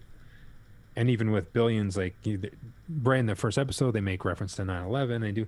I like these fictionalized stories, but that are a little just slightly tethered into reality or history, because it leads you to be like, oh yeah, I remember that, or I was there when that happened. For people of our generation, you're like, you instantly kind of sit up and like, oh, he's talking about 9/11. I know exactly what he's talking about, and how he would feel talking to someone about it. Or like the Murdochs. I mean, or Ted Turner. You kind of know when you watch Newsroom, the Aaron Sorkin show from all those years ago, that was sort of like Ted Turner-ish news, TNT, CNN, that kind of thing. Yeah. Old school CNN. So I love that kind of stuff. But yeah, I that's a wrinkle. I think that's a wrinkle about the location sort of being a character. Yeah, I like it, and it's interesting. John adds a lot of stuff. Let's see. He says, on Seinfeld, I love the show, but a lot of them turned unlikable. My contention is they were always unlikable. It's just that we found out how unlikable they were over the course of the series. You know what I mean? Because I feel like even season 1 and 2, like Kramer was the only one you had hope for. Yeah. He was kind of goofy, and like he would help. He did help out people, sort of. Like the time where Jerry doesn't want to hug anyone in the lobby, and Kramer becomes like the guy who's hugging everybody and the neighbors, and he's having people over his house, and they had like the smoking club in his house. And, so he did have, and he has Bob Sacamano and Newman. So he Kramer has actual friends on the show. Nobody else has friends. That's a good point. That is a good point. Like, you never hear about Jerry's other friends, or that's a really good point. I remember watching. Yeah, so Kramer at least had some kind of social life outside of. He had Mickey. He had the small person. Little person. So he did have. And Newman, of course, right? Newman was like his best bud. Mickey. Yeah. He had. So he had something there. Yeah. Bob Sacamano, who we never got to meet, but which I love. I'm glad that they didn't change that. That would have right. That skinny guy who gets in the parking fight with Jerry, like he was going there to watch the game with Kramer. So he had something. So Kramer was the only one who had a chance. And even he didn't make it. You're right. No, even he at the end was he succumbed to the three of them. That's what happened. He couldn't. You got a point, because I think. So this might kind of lean to John's point, like the characters became more unlikable over time, which is absolutely true. Like they doubled down on their hateability in the last 5 seasons. There's no doubt. Like, we're not gonna get too deep into this. We can do a separate Seinfeld show later. No, it's good. It's a good point. Yeah, but it's seriously and there was a real turning point, and I don't know if it was intentional or what, but Susan dying, and then they're all just like, "Let's go get lunch." Like, wow, guys, really? That's your response to that? That was rough. That is rough. Like, I get maybe you're trying to go for the joke, but that did not land. I think that got killed. That one didn't land. George is like, she's gone? Yeah. Like, oh, you must. And Lane's like, I'm so sorry, because she's not really sorry, and she doesn't think that he even needs anyone to be sorry. It's more like, oh, we dodged a bullet there. The three of us can keep going on the way we've been going on. And it just doesn't seem realistic, does it? And I think that's why a lot of people killed it, because this is not human, like the way they reacted here. No. But you kind of have to suspend disbelief in some scenarios with that show, and that was one of them. Yeah. But the show definitely changed after that. It wasn't really the same organic feel since that point in time, so it just kind of became a parody of itself by the end. But it was still funny. It was still great. Okay, let me continue with the chat. Dick Wolf has his whole night of Chicago shows. That guy's a legend. It's quite right. Let's see. John says, supposedly the actors hated the actress who played Susan. Heidi Swidberg, I think was her name. That's interesting. That's not, I wouldn't be surprised, but that is weird. And maybe maybe they did it to make it easier, make the scenes better, Well, you hear that sometimes where actors they go into something, and whether it's, I know there wasn't really method acting or that kind of stuff going on in Seinfeld, but I have read where people have been really hard on people offset that they didn't get along, that they were written to not get along with on the set, just to make it more real. Like, did you ever see Casualties of War? No. Michael J. Fox and anyway. Michael long J. story Fox short, is in that? Like, how long Michael ago J. was this? It's probably like late 80s, early 90s. Oh, okay. No, I didn't see it. I'm sorry, I didn't see that. That was a while ago. It's a Vietnam War thing where I don't even remember him being in that. a small group of Okay. a small group of guys like rape and torture a Vietnamese woman, and one of the guys doesn't get involved. It's Michael J. Fox, and he goes back and explains this to like the chaplain, and then they eventually bring charges on, and it's Sean Penn, it's Michael C. Riley, Okay. and then another guy, John Leguizamo, and then another guy, I can't remember his name. But so Michael J. Fox, I read an interview, said that Sean Penn basically had him and the four guys would just pound on Michael J. Fox, offset, Wow. make fun of him, pull pranks on him. Wow. Horrible. He said it was the worst filming experience he's ever had because nobody liked him. They just constantly berated and beat on him, all these things and it came out on the screen that these four guys had legitimate hatred towards the Michael J. Fox character. And he was like the lone good guy of this little platoon. Yeah, it sounds like and I hear that interview and I'm like, oh wow, that kind of sucks to be you for that movie, but it worked in the movie. That's what made the movie. It must have made the movie even better. And they just wanted. It seemed like they just wanted to spit on him every time they saw him. Like you could see it. That's so. So yeah, so that's one that springs to that is so interesting. my mind. But that's like a different scenario. It's not necessarily that Michael J. Fox is being a jerk. It's just that these other guys were being jerks. Maybe seems like it. From I don't. I've never heard he's been famous since he was a teenager. Yeah. So we would have heard if Michael J. Fox was an asshole. Yeah, exactly. That's sort of my thought too. That's my thought too. I think it was Sean Penn just thinking, I'm Sean Penn. This is how I do a role. I become the person. Like he's a different guy. Yeah. I want to take on. Okay, I'm a killer and a rapist of these in this movie. I didn't write this movie, but they cast me as this guy. So, and I hate this other guy. And I'm the leader. Penn was the platoon leader. So I'm gonna get my guys together and be like a little clique, like friggin' high school, and pick on this guy. Like that's just how he did it. That's how he approached the movie, and I'm sure he approaches these other movies that he did. He's phenomenal. He's so good. He's such a good actor. Yeah. He's a little weird in his personal life, but whatever. We're all weird, and it comes across. So it ended up being one of these movies. I want to say late '80s, early '90s. That isn't like a huge movie. Yeah. It's not like Platoon or some of these other ones, but I liked a lot of those. That's when I watched a lot of movies for John and Georgia. For the most part, I didn't always not watch movies. Like it was 85 to like 95 maybe, and then it stopped. Checks out. It just stopped. Yeah. The ones I remember you talking about. Right. Yeah. Yeah, I always say the last movie I saw in a movie theater was Apollo 13. And that was like hard cutoff. I was in college. It's like Titanic was after that, but we were supposed to go and we didn't go because the girl I went with, Apollo 13, didn't like me making fun of the fact that she didn't realize how Apollo 13, like that they were going to land. I've told the story to you.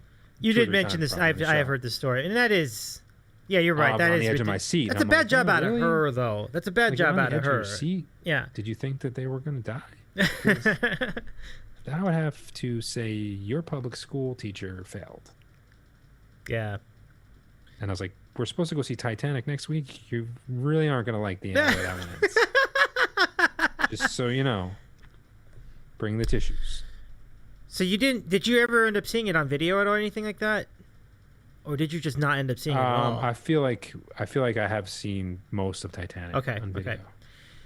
Yeah, I'm not a fan. I think the movie would have been so much better if you just cut the love story part out of it, but honestly, that's why it succeeded, so I can't really fault them. Well, that's why it like kind of transcended everybody, right? Right, Men, women, old people, young people. Yeah. Right off the bat, some people just hear Leonardo DiCaprio and they're like, I'm in, I'm going. Yep. They don't have to know what it is. There's a lot of people like that. The guy is so popular. Even back then, you think? Yeah, I guess so. Oh yeah, I think so. I think so. Yeah. I heard that James Cameron was doing a movie on Titanic. You're like, oh, that could be interesting. Yep. And you're like, oh, and Leonardo DiCaprio is the star. And you're like, oh, well, that's disappointing because you know what it's going to turn. And you know he's not going to be the captain. No, no. And at least not back he's then. not- Maybe he'd be not today, at his older age. But Yeah, that guy was the guy they got was perfect. But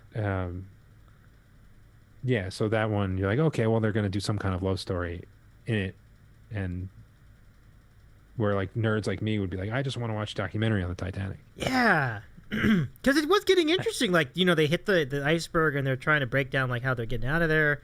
What were their contingency plans? How'd they work out the boats?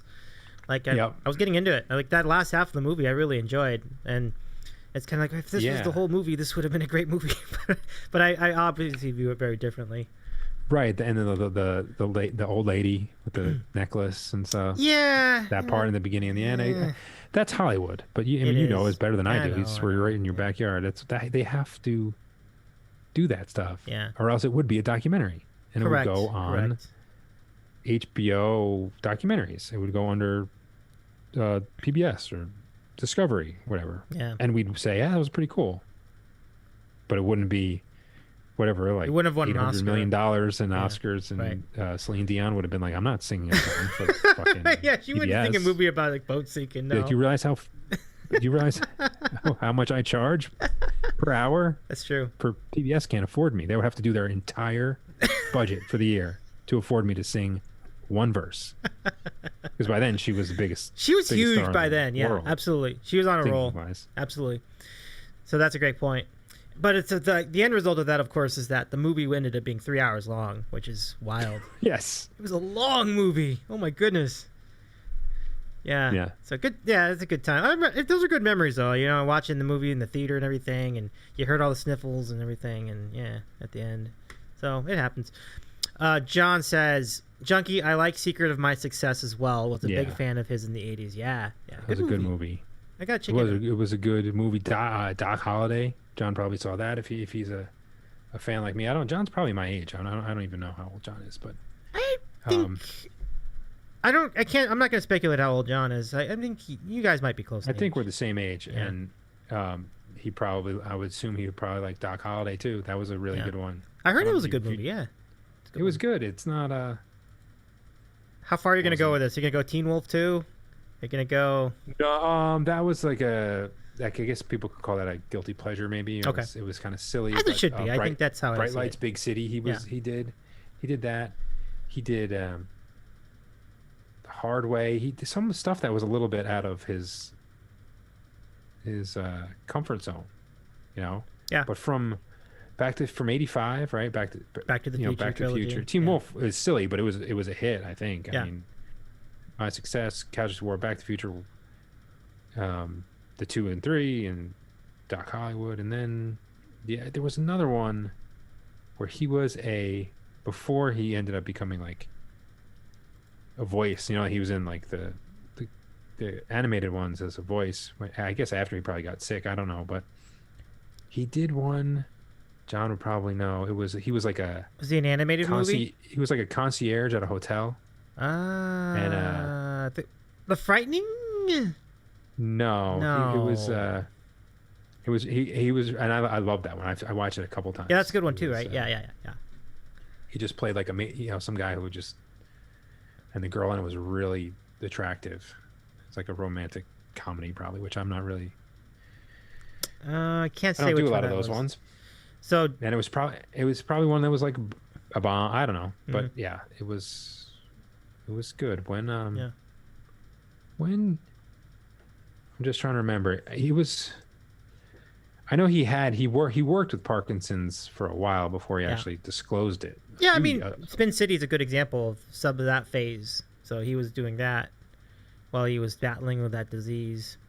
And okay. Yeah, because that was like late 90s. Yeah, that's I think right. Yeah.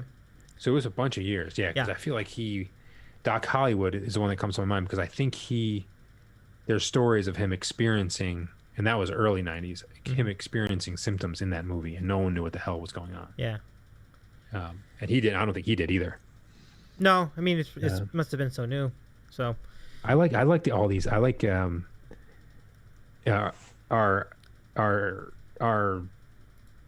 are shows that do stuff like this, or comparing actors, in their like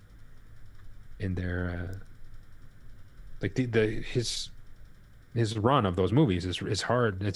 He was a huge star. Yeah. Talking about that kind of stuff. That's fun. It is so much it brings fun you back. Yeah. And then yeah. This has been a lot of fun, Kev. Now, John concludes with, yes, I'm older than you, Junkie, probably 5 years or more, but pretty close. Okay. Yeah. So he goes even early 80s, because like I said, most of my baseball, yeah, any pop culture stuff that I remember watching live is probably 85. That's the first time I watched every Mets game.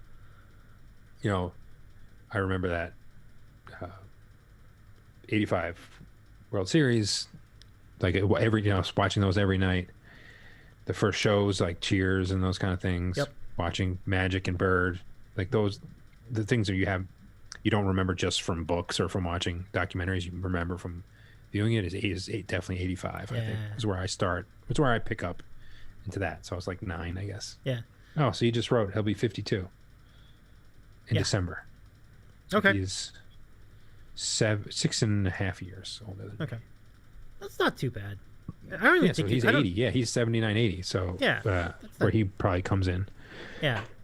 So when I was 9, that was the Bulls. That was like the Bulls' first championship. And you remember the move that Michael Jordan made during the series, and then Marv Albert went, a spectacular move. It was against the Lakers, actually. So that's why I remember that too. Nice. So that was my 9 years old. And that 9 years old was when Kirby Puckett, wasn't it, that hit the game-ending single to win 91 Game 6? Yeah. And then we'll see you tomorrow night. And then Jack Morris pitches like 10 innings of shutout baseball. They're the Braves and Braves and Twins. Yeah, that's funny.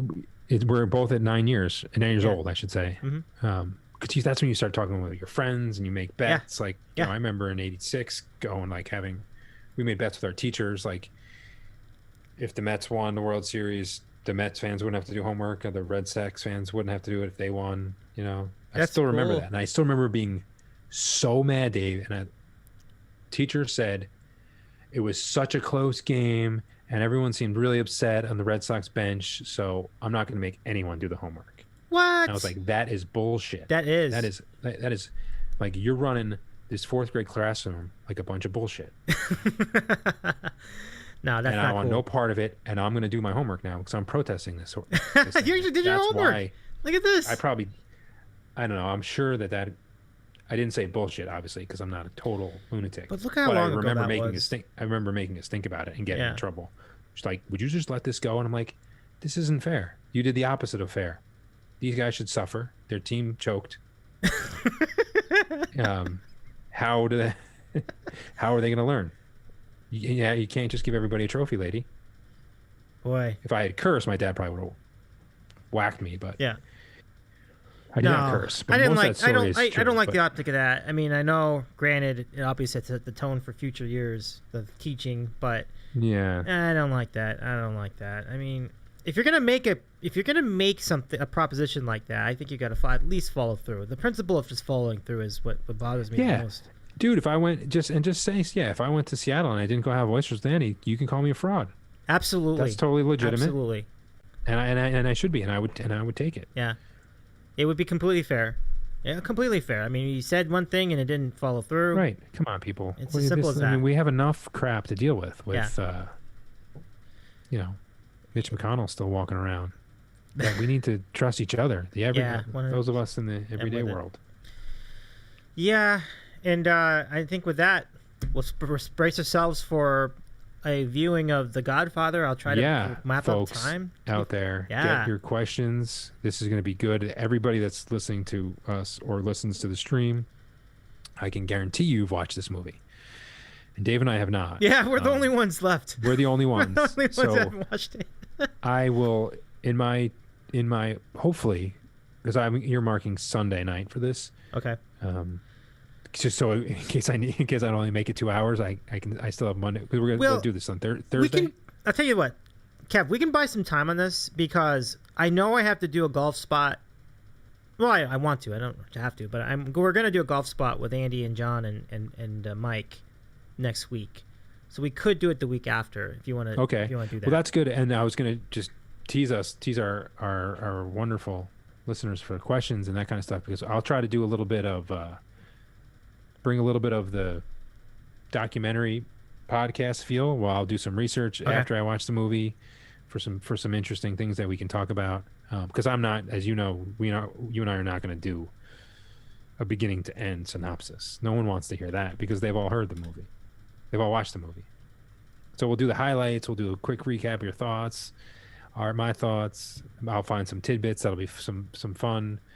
And then you can find us these questions from people. You can send them in now. You know what I mean? Like, because they, like I said, they've already watched the movie. Yeah. They already know. I think when we'll get maybe that they've thing always up. thought of, like, this scene sucked.